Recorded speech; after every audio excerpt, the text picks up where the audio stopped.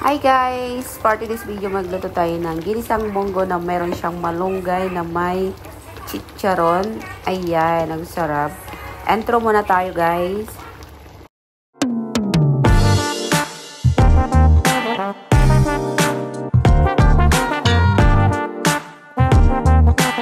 Ayan, first nagboil ako ng munggo o green bean. Ayan, ilutuin lang natin dito hanggang maluto. Palambutin natin.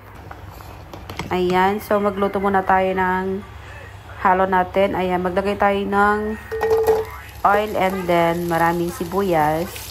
Ayan, haluin lang natin para pantay-pantay yung pagkaluto ng sibuyas natin para hindi siya masunog. Ayan. So, ilagay na natin yung garlic. Haluin pa natin ulit. Ayan, walang katapusan sa halo. Then, maglagay tayo ng tomato. Ayan, 3 piraso ang nilagay ko para masarap. Ayan. Takpan muna natin. Ayan, lutuin muna natin kasi gusto ko kasi maluto masyado yung tomato. Ayan, i-check na natin at haluin natin siya ulit. Ayan. So, gusto ko kasi maluto mabuti yung tomato para masarap. Ayan, luto na yung munggo natin. So, ganito na siya. Then, halo na natin. Ayan. So, maglagay tayo ng water. So, tansyahin na lang kung gaano karami.